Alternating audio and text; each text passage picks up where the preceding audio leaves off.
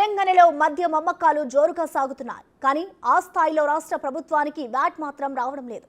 అమ్మకాలను రికార్డుల్లో చూపించకుండా కొందరు వ్యాపారులు వ్యాట్ను ఎగవేస్తున్నారని ప్రభుత్వం అనుమానిస్తోంది. దీనిపై ఆధారాల సేకరణకు అంతర్గత విచారణ చేస్తున్నట్లు సమాచారం.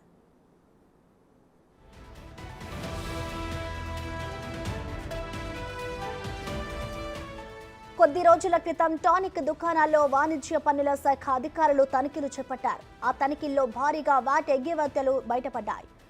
ఆ తీగను పట్టుకొని అధికారులు ఓ మద్యం తయారీ డిస్టిలరీలపై దాడులు చేశారు.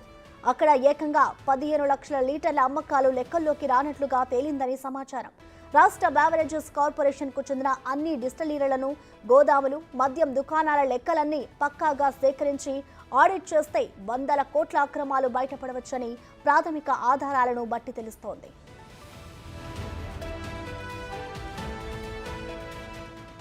ఈ ఏడాది 19,884.90 కోట్ల ఎక్సైజ్ సుంకం వసూలవుతుందని ప్రభుత్వం భావించింది.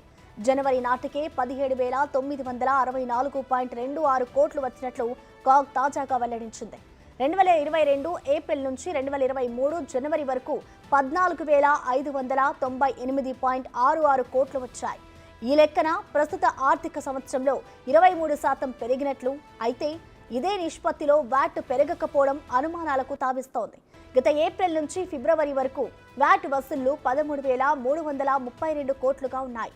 2022-23లో ఇదే 11 నెలల్లో 12,922 కోట్ల వ్యాట్ ప్రభుత్వానికి వచ్చింది. అంటే ఈ ఏడాది అదనంగా పెరిగిన ఆదాయం కేవలం 410 కోట్లు మాత్రమే.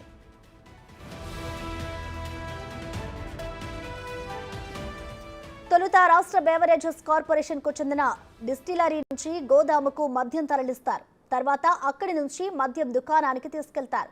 డిస్టిలరీ నుంచి వెళ్లేటప్పుడు దాని విలువెంత, వాట్ ఎంత రావాలనే పక్కా లెక్కలతో ఈ వేబిల్లు జారీ చేసి ఆన్లైన్ పోర్టల్లో నమోదు చేస్తారు.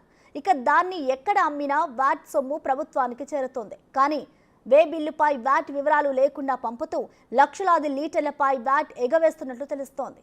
కొందరు అధికారులు, నేతలు, వ్యాపారులు కలిసి ఈ కుంభకోణానికి పాల్పడుతున్నారని ఆరోపణలు వినిపిస్తున్నాయి. టానిక్లో ఇదే విధంగా లక్షలాది లీటర్లకు వ్యాట్ చెల్లించలేదని తేలింది. ఇక రాష్ట్ర వ్యాప్తంగా లోతుగా విచారిస్తే భారీగా అక్రమాలు బయటపడతాయని ప్రభుత్వం అనుమానిస్తోంది.